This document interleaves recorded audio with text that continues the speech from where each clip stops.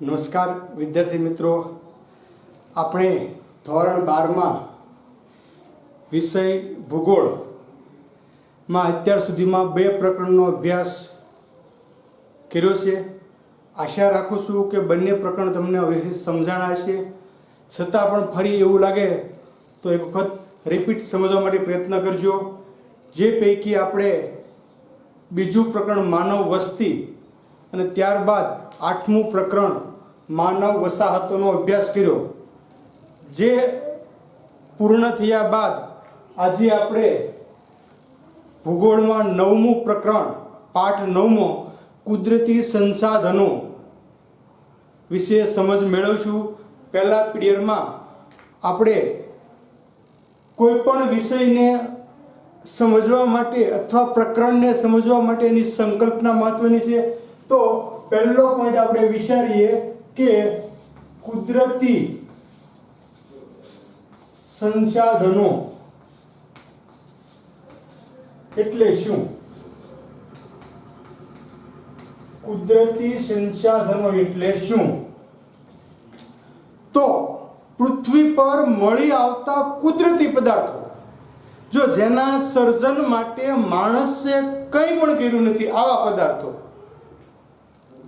દાખલા તરીકે નદી, પહાડ, વૃક્ષ, આ બધી બાબત, અથવા જમીનમાંથી મળતી અન્ય પેદાશો, આ પદાર્થ જે છે એટલે પૃથ્વી પરથી મળી આવતા કુદરતી પદાર્થો કે જેનો ઉપયોગ માનવીએ પોતાના વિકાસ માટે કર્યો હોય.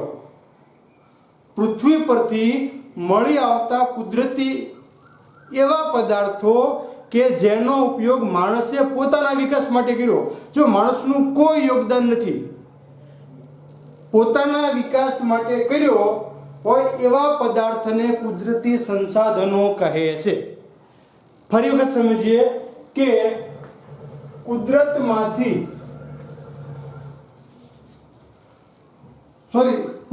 પરથી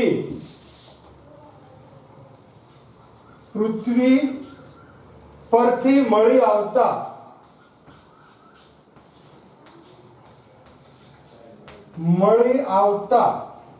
કુદરતી પદાર્થો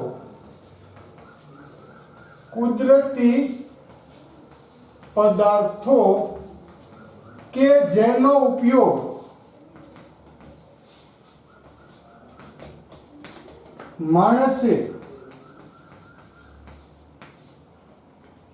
ઉપયોગ માણસે પોતાના વિકાસ માટે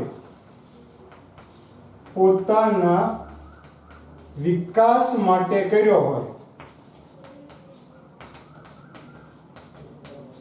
પોતાના વિકાસ માટે કર્યો હોય એવા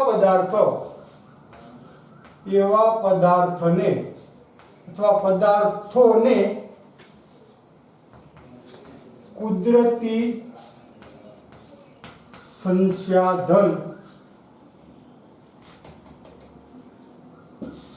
તો અને ગમા ખાસ ધ્યાન આપવું, સંસાધન કહે છે. ફરી વખત જોઈએ કે પૃથ્વી પરથી મળી આવતા કુદરતી પદાર્થો કે જેનો ઉપયોગ માનવીએ પોતાના વિકાસ માટે કર્યો હોય આવા પદાર્થને કુદરતી સંસાધન કહેવામાં આવે છે. કુદરતી સંસાધનો જૈવિક અને અજૈવિક તત્વ સ્વરૂપે સમાવેશ થયેલો છે. તો કુદરતી સંસાધનોમાં જૈવિક અને અજૈવિક બંને તત્વો આવશે. એમાં જૈવિક તત્વોનો સમાવેશ થાય છે.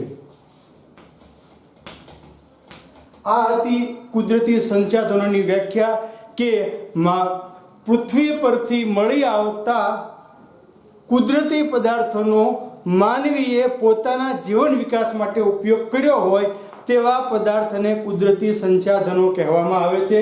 કુદરતી સંસાધનો જૈવિક અને અજૈવિક બંને તત્વોનો એમાં સમાવેશ થાય છે. ત્યાર પછી કુદરતી સંસાધનોનો વિકાસ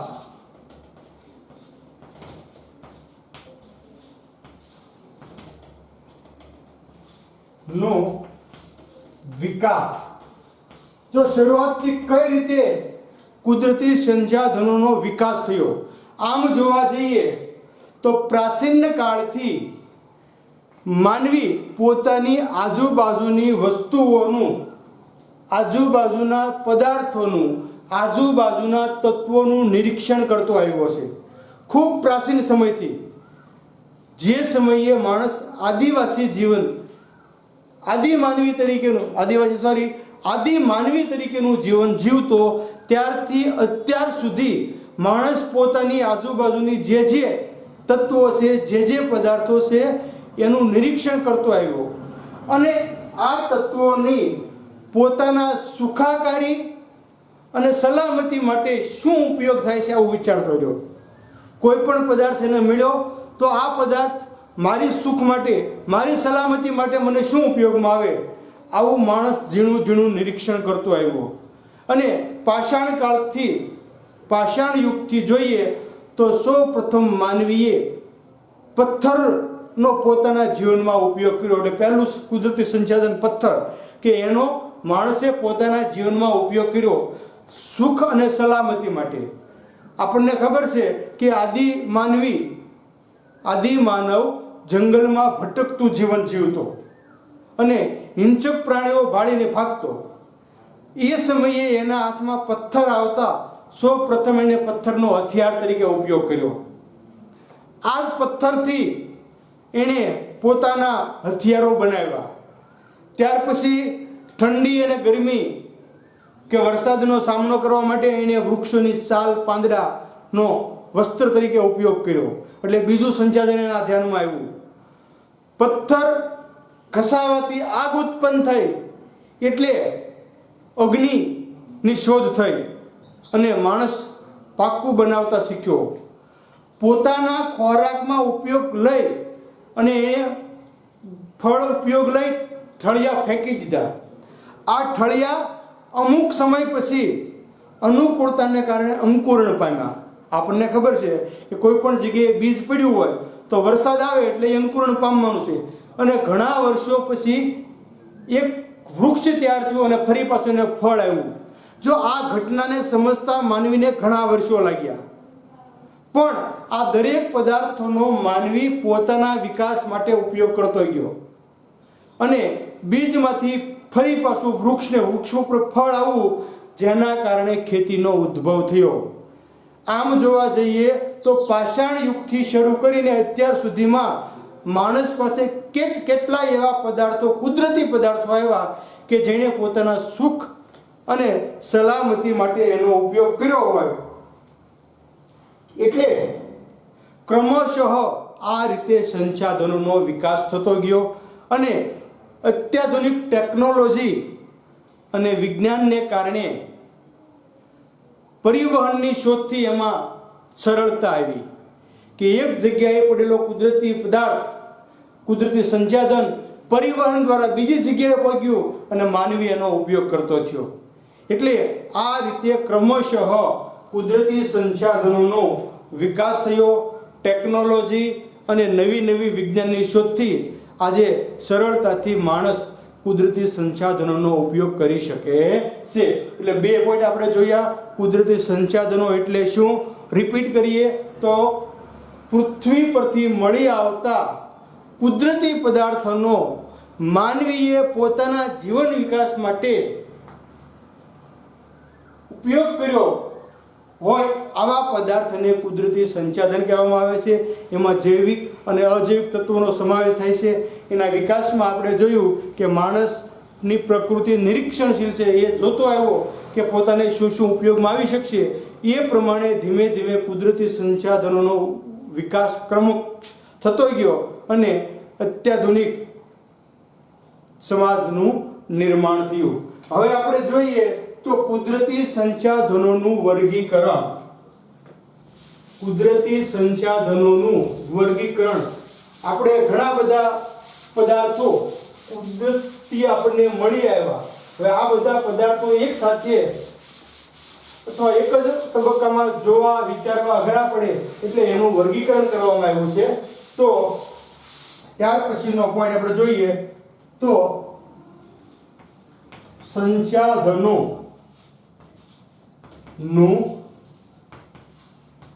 વર્ગીકરણ. તો સંસાધનોનું વર્ગીકરણ મુખ્યત્વે આપણે જોવા જઈએ તો એક માલિકીની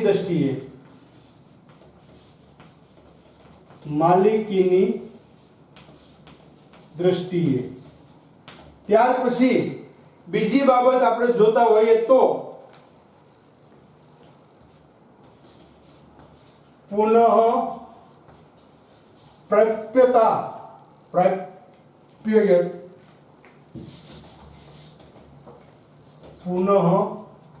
પ્રાપ્યતા ની દ્રષ્ટિએ, ત્યાર પછી વિતરણની દ્રષ્ટિએ, એનું વિતરણ કયા કયા સંદર્ભમાં કરવામાં આવે છે એટલે કે વિસ્તરણની દ્રષ્ટિએ, અને ત્યાર પછી છેલ્લે આપણે જોઈએ તો ઉપયોગની દ્રષ્ટિએ. આવા મુખ્ય 4 પ્રકારો પડે છે એના. ઉપયોગની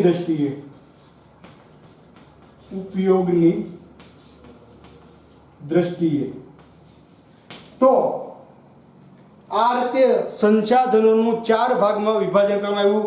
માલિકીની દ્રષ્ટિએ, પુનઃપ્રાપ્યતાની દ્રષ્ટિએ, વિતરણની દ્રષ્ટિએ અને ઉપયોગની દ્રષ્ટિએ. તો પહેલું આપણે માલિકીની દ્રષ્ટિએ જોતા હોઈએ તો એમાં સૌપ્રથમ આવશે પારિવારિક કે વ્યક્તિગત સંસાધન.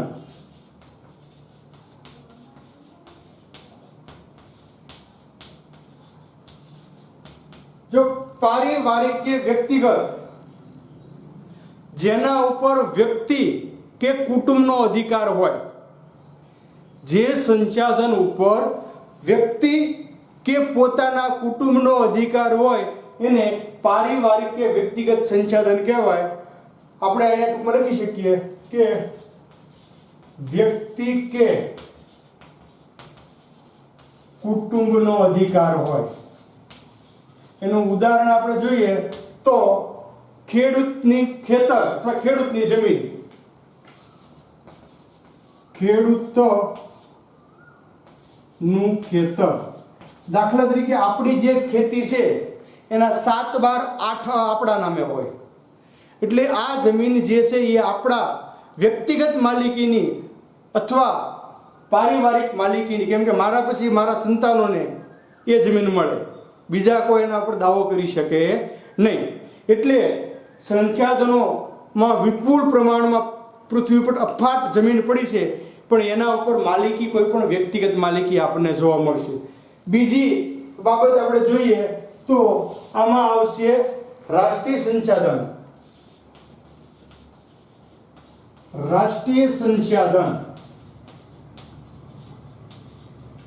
તો આની વાત કરીએ તો રાષ્ટ્રની માલિકી, તમારી વ્યક્તિગત માલિકી ન હોય એમાં, એટલે રાષ્ટ્રની માલિકી હોય. કોની માલિકી? રાષ્ટ્રની માલિકી. દાખલા તરીકે આપણે જોવા જઈએ તો ખનન ક્ષેત્રો. હવે આ ખનન ક્ષેત્રો જે જગ્યાએ ખનિજો મળી આવ્યા, આ જમીનની માલિકી રાષ્ટ્રની થઈ ગઈ. દાખલા તરીકે આજે કોઈ પણ જમીન વ્યક્તિગત રીતે મારી જમીન છે, પણ જો એમાંથી ખનિજ તત્વો મળી આવ્યા હોય, ખનિજો મળી આવ્યા હોય, ખનિજ તેલ મળી આવ્યું હોય, તો એની માલિકી જે છે રાષ્ટ્રની થઈ જાય છે. એટલે રાષ્ટ્રીય માલિકી ખનન ક્ષેત્રો. કોઈ કોલસો હોય, આપણને ખબર છે કે અહીંયા બાળી પડવા પાસે લિગ્નાઇટ કોલસો ખૂબ મોટા પ્રમાણમાં ઘોઘા પાસે મળી આવ્યો છે, તો આજે તેની માલિકી જે છે એ રાષ્ટ્રની છે. એ જમીન સરકારે જમીનના જંત્રીના ભાવે ખરીદી અને પોતાને હસ્તક લઈ લીધી છે. પછી તમે ન કહી શકો જમીન મારી એટલે ખનિજ મારું, એટલે રાષ્ટ્રીય માલિકી. અને ત્રીજું સંસાધન આમાં આવશે તો વૈશ્વિક સંસાધન. વૈશ્વિક માલિકી તો જેના ઉપર સમગ્ર વિશ્વની માહિતી હોય, સમગ્ર વિશ્વની માલિકી. આમ જોવા જઈએ તો જે મહાસાગરો પૃથ્વી પર આવેલા છે તે સાગરીય જળ ક્ષેત્રો, સાગરીય જળ ક્ષેત્રો, આના ઉપર સમગ્ર કોઈ પણ મહાસાગર છે તો એના ઉપર સમગ્ર વિશ્વનો બધાનો અધિકાર છે. હા, એની અમુક સીમાઓ હોય ત્યાં સુધી જે તે દેશ અંદર ઘૂસણખોરી કરી શકતા નથી, મંજૂરી લઈને જઈ શકે છે. આપણે અવારનવાર છાપામાં જોતા હોઈએ કે ભાઈ જખૌના દરિયા કિનારેથી પાકિસ્તાની બોટ મળી, કેમ કે એ વગર ઘૂસણખોરી કરીને આવ્યો એટલા માટે, અથવા ભારતની બોટ પાકિસ્તાનમાં વહી ગયો બની શકે. તો સમગ્ર વિશ્વની માલિકી છે પણ એના અમુક ચોક્કસ નિયમોના આધારે હોય છે. એવી જ રીતે એન્ટાર્કટિકા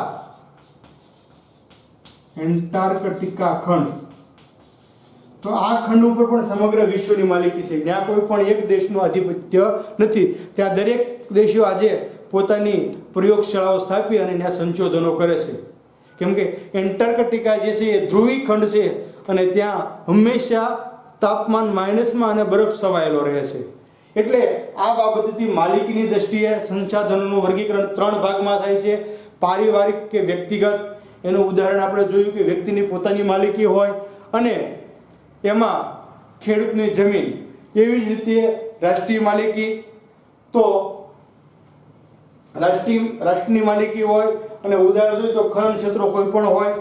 વૈશ્વિક માલિકી તો સમગ્ર વિશ્વની માલિકીમાં છે, તો સામુદ્રીય અથવા સાગરીય જળ ક્ષેત્રો અને એન્ટાર્કટિકા ખંડ ઉપર સમગ્ર વિશ્વની માલિકી જોવા મળે છે.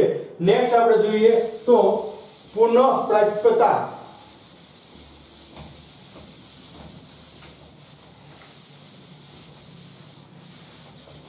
સંસાધનોનું વર્ગીકરણમાં આપણે એક બાબત જોઈ કે માલિકીની દ્રષ્ટિએ. હવે પુનઃ, આ બીજો પોઈન્ટ છે એનો, પુનઃપ્રાપ્યતા. પુનઃપ્રાપ્ય સંસાધનો, પુનઃપ્રાપ્યતાની દ્રષ્ટિએ ફરી પાછા મળે કે નથી મળતા. પુનઃપ્રાપ્ય લખવામાં સારી ભૂલ પડી ગઈ છે. દર વખતે પુનઃપ્રાપ્યતાની દ્રષ્ટિએ વર્ગીકરણ આપણે કરીએ છીએ. હવે તો આમાં પુનઃપ્રાપ્યતા ફરી પાછા મળશે કે નહીં મળશે, તો બે તો એ જ પ્રકાર થઈ ગયા કે પુનઃપ્રાપ્ય સંસાધનો. પહેલો પોઈન્ટ આવશે પુનઃપ્રાપ્ય સંસાધનો. તો વિદ્યાર્થી મિત્રો આપણે કહી શકીએ કે જે સંસાધનોનો તમે એકવાર ઉપયોગ કર્યા પછી અમુક સમયમાં ફરી વખત પાછો પુનઃપ્રાપ્ય કરી શકાય છે. જે કુદરતી સંસાધનોનો એક વખત ઉપયોગ કર્યા પછી અમુક સમય પછી ફરી પાછો ઉપયોગ કરી શકાય છે, આવા સંસાધનને પુનઃપ્રાપ્ય સંસાધન કહેવામાં આવે છે. એટલે ટૂંકમાં લખું છું અહીંયા હું, ફરી પાછો ઉપયોગ. કોઈ પણ સંસાધનનો તમે એક વખત ઉપયોગ કરો, થોડા સમય પછી અથવા અમુક સમયના અંતે ફરી પાછો એ જ પદાર્થનો ઉપયોગ થઈ શકે, તો આવા સંસાધનને પુનઃપ્રાપ્ય સંસાધન કહેવામાં આવે છે. જેમાં કુદરતી ખાતર, એવી જ રીતે જંગલ, વનસ્પતિ. કેમ કે વનસ્પતિને એવી વાત છે કે જંગલના ઉપયોગ, વનસ્પતિનો ઉપયોગ કરી દો, ફરી પાછું તમે વૃક્ષ વાવો તો એ સંપત્તિ પાછી ઊભી થશે અમુક સમય પછી, વર્ષો પછી, 10 કે 15 વર્ષે. એટલે વનસ્પતિ અથવા વૃક્ષોના ઉપયોગ બાદ ફરી પાછું આપણે એનું સંવર્ધન કરી શકીએ. ઉપયોગ બાદ રોપણ દ્વારા સંવર્ધન. એટલે પુનઃપ્રાપ્યની વાત કરતા હોઈએ તો કોઈ કુદરતી સંસાધનનો તમે એક વખત ઉપયોગ કર્યા પછી થોડા સમય પછી સમયાંતરે ફરી પાછો તમે એનો ઉપયોગ કરી શકો અથવા ફરી પાછું સર્જન કરી શકો, આવા પદાર્થને પુનઃપ્રાપ્ય કહેવામાં આવે છે. એમાં કુદરતી ખાતર એક વખત વાપર્યા પછી ફરી પાછો એનો ઉપયોગ ફરી પાછું નવું ઉત્પન્ન કરી શકાય છે. અને વૃક્ષોનો ઉપયોગ થઈ ગયા બાદ રોપણ દ્વારા એનું સંવર્ધન પાછું આપણે કરી શકીએ છીએ. બીજી બાબત આપણે જોવા જઈએ તો પુનઃ અપ્રાપ્ય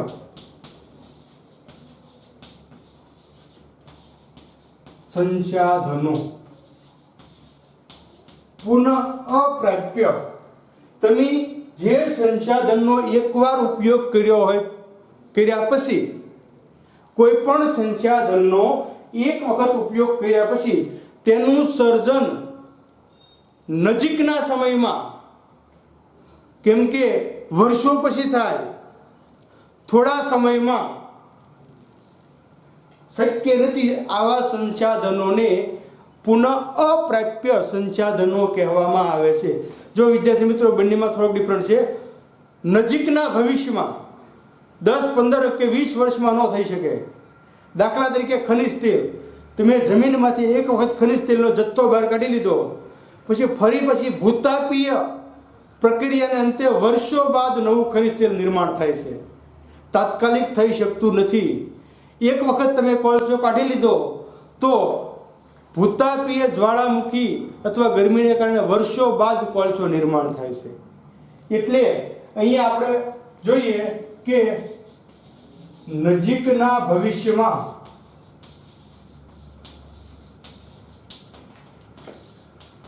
ફરી ઉપયોગ ન થઈ શકે આવા પદાર્થો જે કુદરતી સંસાધનોનો તમે એક વખત ઉપયોગ કર્યો હોય અને ફરી વખત તેનું સર્જન નજીકના ભવિષ્યમાં ન થઈ શકે, આવા પદાર્થને પુનઃ અપ્રાપ્ય સંસાધનો તરીકે ઓળખવામાં આવે છે. જેમાં આપણે જોઈએ તો ખનિજ કોલસો,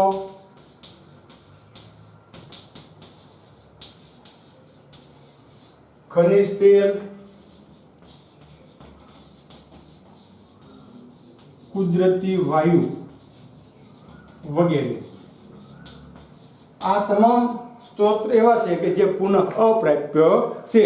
હા, આની સાથે સાથે એક બાબત જોવી જોઈએ કે મહાસાગરો ની જળ ઉર્જા, સૌર ઉર્જા અને વાતાવરણના એવા તત્વો છે કે જેને સનાતન સંવર્ધક તરીકે ઓળખવામાં આવે છે. જેને સનાતન પ્રાકૃતિક સંસાધનો તરીકે ઓળખવામાં. 3 વસ્તુ યાદ રાખજો, ફરી બોલું છું કે મહાસાગરોનું જળ, સૌર ઉર્જા અને વાતાવરણ, કે એનો વાપરવા છતાં એમાં કોઈ જાતનો ઘટાડો થયો નથી. તમે સૂર્યની ગરમી ગમે એટલી વાપરો એ આટલા જ મળતી રહેવાની છે. આપણે સમુદ્રનું પાણી ગમે એટલું વાપરો એટલે એના પાણીમાં ક્યારેય ઘટાડો આવતો નથી. અને વાતાવરણમાંથી હા કહી શકીએ કે માણસે આજે ગ્લોબલ વોર્મિંગના કારણે ઓક્સિજનની ઘટત થાય છે, પણ એની હવે બીજા વાયુ તો વધે છે. વાતાવરણમાં 100% વાયુ જળવાઈ રહેશે. ઓક્સિજન ઘટ્યો તો એની સામે કાર્બન ડાયોક્સાઇડ કે નાઇટ્રોજન વાયુ વધ્યો છે. એટલે આ 3 પદાર્થો જે છે એ સનાતન પ્રાકૃતિક સંસાધનો તરીકે ઓળખવામાં આવે છે. એનો ઉપયોગ કરવા છતાં એમાં કોઈ પણ જાતનો ઘટાડો થતો નથી. ફરી મેળવવાની નથી પણ ઘટાડો થતો નથી એમાં. ત્યાર પછી આપણે જોઈએ તો ત્રીજો પ્રકાર છે પ્રાપ્યતાની દ્રષ્ટિએ તો વિરલ સંસાધન.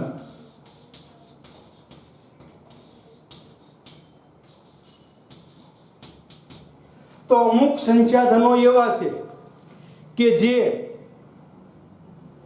બહુ મર્યાદિત સ્થળોએથી જ મળે છે, દરેક સ્થળોએ મળી આવતા નથી. જે કુદરતી સંસાધનો ચોક્કસ મર્યાદિત સ્થાનેથી જ પ્રાપ્ત થાય છે, આવા સંસાધનોને વિરળ સંસાધનો કહેવાય છે. તો અહીં ટૂંકમાં લખું છું ચોક્કસ મર્યાદિત સ્થાનથી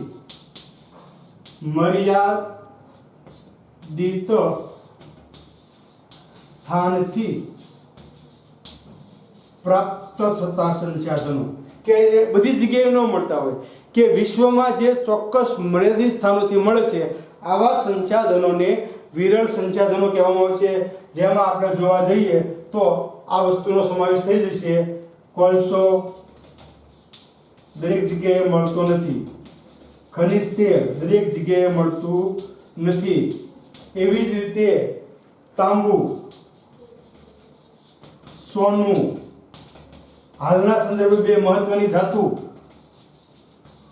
યુરેનિયમ અને થોરિયમ. જો આ તમામ સંસાધનો એવા છે કે જે ચોક્કસ સ્થાનોથી પ્રાપ્ત થાય, દરેક જગ્યાએ મળતા નથી. અને આનો ચોથો પ્રકાર એટલે એકલ સંસાધન. તો આના કરતા પણ થોડુંક કઠિન છે કે વિશ્વમાં માત્ર એક જ જગ્યાએ જે ઉપલબ્ધ હોય આવા સંસાધનને એકલ સંસાધન કહેવામાં આવે છે. એટલે મર્યાદિત સ્થાનો પણ નહીં, એક કે બે સ્થાનો વિશ્વના એકાદ બે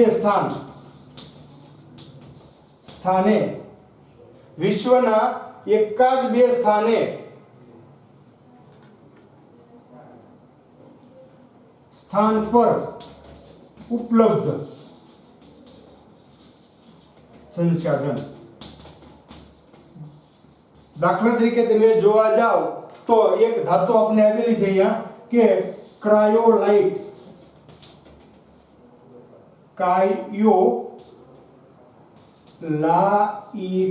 ધાતુ. તો આ માત્ર ગ્રીનલેન્ડમાંથી જ મળે છે, ગ્રીનલેન્ડમાંથી પ્રાપ્ત થાય છે. એટલે આવું જે સંસાધન છે કે જે વિશ્વમાં એક જ જગ્યાએ જ મળતું હોય એને એકાલ સંસાધન તરીકે ઓળખવામાં આવે છે. અને એનું ઉદાહરણ છે કે ક્રાયોલાઇટ નામની જે ધાતુ છે એ માત્ર ગ્રીનલેન્ડમાંથી જ ઉપલબ્ધ મળે છે. એટલે સંસાધનોનું વર્ગીકરણ માલિકીની દ્રષ્ટિએ એવા ત્રણ પ્રકાર જોઈએ આપણે કે વ્યક્તિગત કે પારિવારિક, રાષ્ટ્રીય અને વૈશ્વિક. સંસાધનોનું વર્ગીકરણમાં બીજો પોઈન્ટ પુનઃપ્રાપ્યતાની દ્રષ્ટિએ પણ આપણે 3.4 પોઈન્ટ જોયા. પુનઃપ્રાપ્ય સંસાધન, પુનઃ અપ્રાપ્ય સંસાધન, વિરળ સંસાધન અને એકલ સંસાધન. હવે આપણે ત્યાર પછીનો સંસાધનનો મુખ્ય પ્રકાર, ત્રીજો પ્રકાર વિતરણની દ્રષ્ટિએ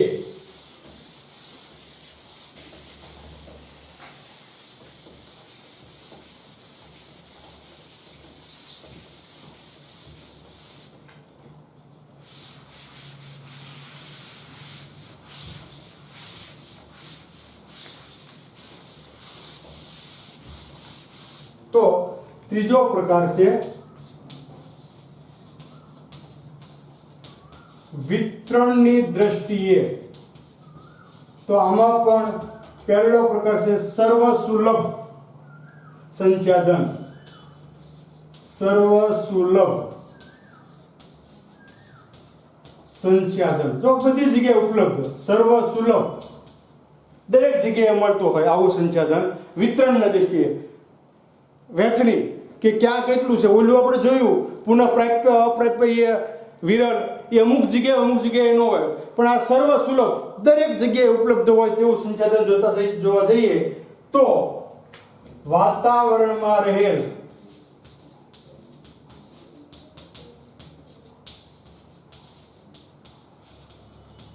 નાઇટ્રોજન, ઓક્સિજન વગેરે વાયુઓ,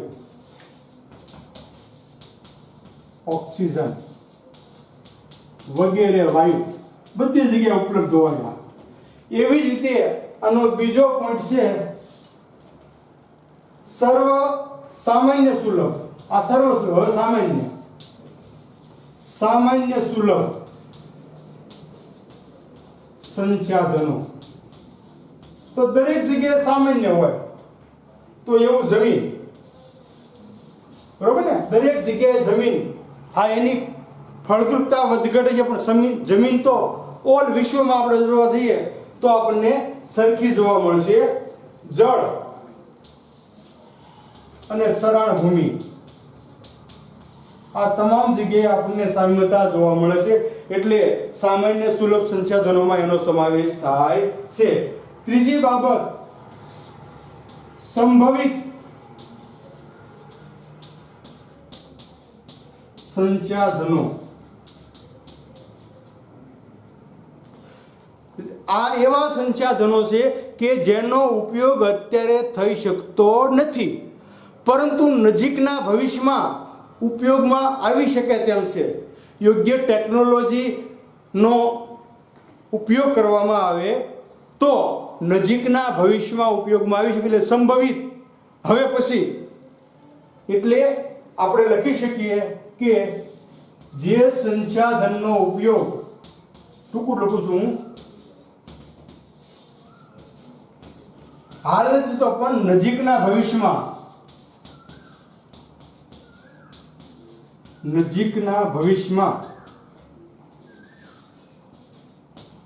ઉપયોગ થઈ શકે તેવા સંસાધનો. જે સંસાધનોનો ઉપયોગ હાલ થઈ શકતો નથી પણ નજીકના ભવિષ્યમાં તેનો ઉપયોગ થઈ શકે તેમ છે, આવા સંસાધનોને સંભવિત સંસાધનો તરીકે ઓળખવામાં આવે છે. ભારતમાં આપણે જોવા જઈએ તો ભારતમાં ઉત્તરનો પહાડી પ્રદેશ અથવા ઉત્તર ભારત લખીએ, ઉત્તર ભારતમાં હિમાચલ પ્રદેશ,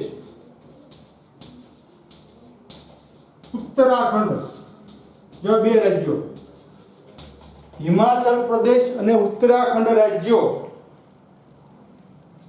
ઉત્તરાખંડના પ્રદેશોનો ભવિષ્યમાં જળ વિદ્યુત તરીકે પ્રદેશોમાં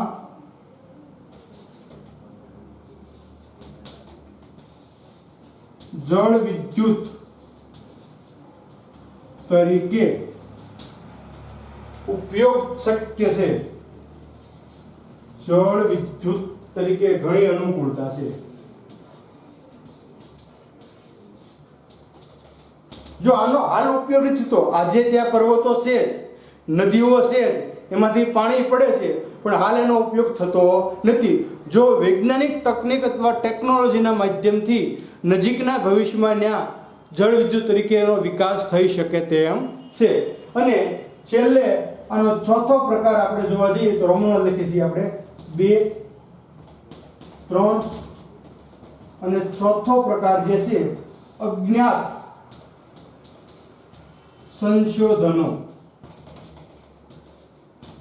સમગ્ર વિશ્વમાં ઘણા બધા સંશોધનો એવા છે કે જે આપણી સામે છે પણ આપણને તેનો ઉપયોગ કે તેના વિશેની કોઈ પણ માહિતી નથી. ઘણા બધા કુદરતી પદાર્થો એવા આપણી આજુબાજુ છે કે આપણી સામે છે પણ તે શું છે અને તેનો શું ઉપયોગ છે એની માહિતી આપણી પાસે નથી. આવા સંસાધનોને અજ્ઞાત સંસાધનો કહેવામાં આવે છે. ખ્યાલ આવી ગયો? આપણી સામે છે પણ તે શું છે અને તેનો ઉપયોગ શું થાય જેની માહિતી નથી, આવા સંસાધનોને અજ્ઞાત સંસાધનો તરીકે ઓળખવામાં આવે છે. પદાર્થ અને તેની ઉપયોગિતા,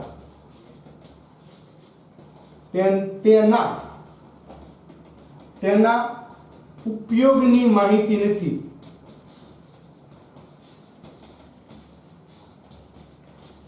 તેવા સંસાધનો.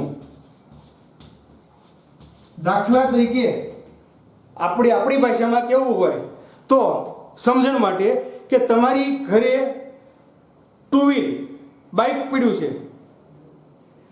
પણ તમને આવડતું નથી, તો એ તમારા માટે તો અજ્ઞાત સંશોધન છે. તમે ગાડી ચલાવી શકવાના નથી. આપણી સામે છે, આપણે ઓળખી છે કે ભાઈ ગાડી છે, પણ એના ઉપયોગની માહિતી નથી. કેમ હાંકવું એ આપણને ખબર નથી.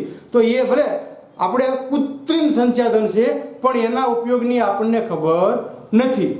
ઘણી બધી એવી જ આમ જોવા જઈએ તો આજે આ કોરોનાના કાળમાં આપણી દેશી દવાઓ ખૂબ અક્ષય ઇલાજ છે, પણ આપણને જ એની ખબર નથી. આપણી વાડીમાં હોવા છતાં આપણને એની ખબર નથી. તો આપણા માટે એ અજ્ઞાત કુદરતી સંસાધન તરીકે ઓળખવામાં આવે છે. એમેઝોન નદીના મુખ ત્રિકોણ પ્રદેશમાં રબરના વૃક્ષો વર્ષોથી હતા, પણ ત્યાંના લોકોને એને ખબર હતી કે ભાઈ રબર છે, પણ શું કામમાં આવે એની ખબર નહોતી. તો એના માટે રબર જે છે એ અજ્ઞાત સંશોધન કહી શકાય. આજના સમયમાં આ રબરનો ઉપયોગ પરિવહનના સાધનોના ટાયર બનાવવામાં થાય છે અને એ આપણે બધા વાપરીએ છીએ. તો હવે એ અજ્ઞાત સંશોધન રહ્યું નથી, પણ જે તે સમયે તે અજ્ઞાત સંશોધન હતું. એટલે વિતરણની દ્રષ્ટિએ કુલ 4 પ્રકાર છે: સર્વ સુલભ સંસાધનો, સામાન્ય સુલભ સંસાધનો, ત્યાર પછી સંભવિત સંસાધનો અને અજ્ઞાત સંસાધનો. હવે છેલ્લો પોઈન્ટ આપણે જોઈએ છીએ ઉપયોગની દ્રષ્ટિએ વર્ગીકરણ. આપણે કુલ સંસાધનોનું 4 ભાગમાં વર્ગીકરણ કર્યું હતું, જે પૈકી 3 ભાગનો આપણે અભ્યાસ કર્યો છે. હવે ચોથો ભાગ ઉપયોગની દ્રષ્ટિએ સંસાધનો અથવા ઉપયોગની દ્રષ્ટિએ વર્ગીકરણ.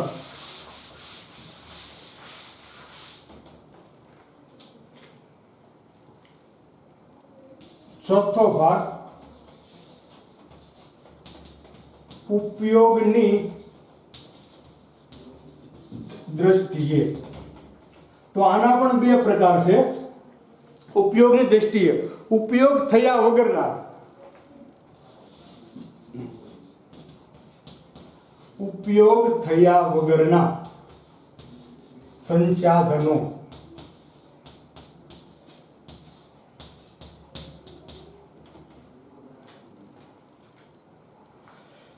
તો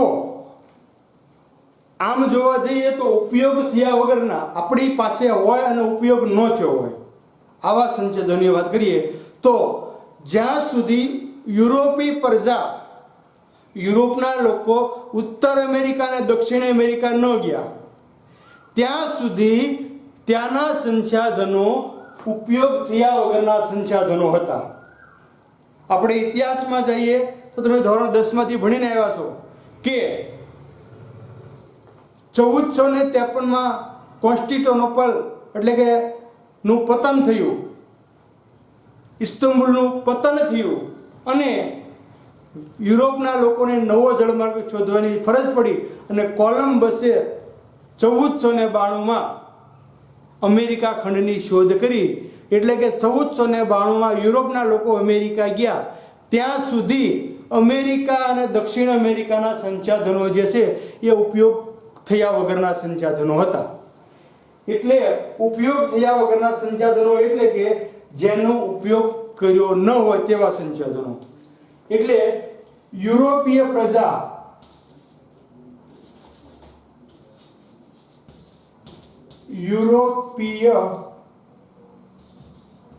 પ્રજા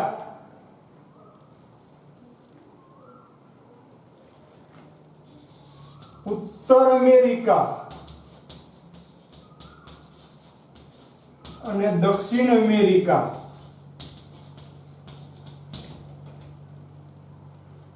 ખંડ સુધી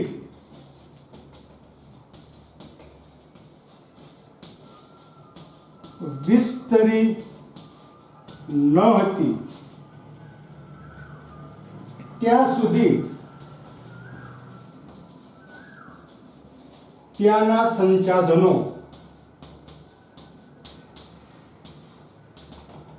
ઉપયોગ થયા વગરના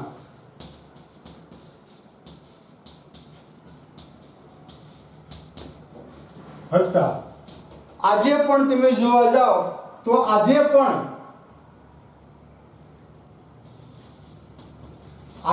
પણ ઘણા દેશોમાં એવા છે કે જ્યાં પૂરતી સુવિધા નથી.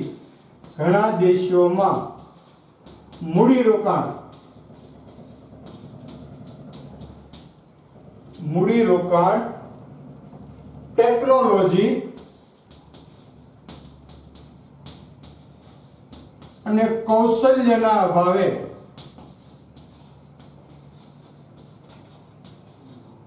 આજે પણ ઘણા બધા સંસાધનો ઉપયોગ થયા વગરના સંસાધનો છે કેમ કે દેશ અલ્પ વિકસિત હોય, ખનિજ અથવા કુદરતી સંસાધનો પુષ્કળ હોય, પણ એની પાસે મૂડીરોકાણ ન હોય, કોઈ વૈજ્ઞાનિક પદ્ધતિ ન હોય કે લોકોમાં કૌશલ્ય ન હોય, જેના કારણે આજે પણ ઘણા બધા દેશો એવા છે કે જ્યાં વિપુલ માત્રામાં કુદરતી સંસાધનો ઉપયોગ થયા વગરના પડ્યા રહ્યા છે, તો આપણે ઉપયોગ થયા વગરના છે.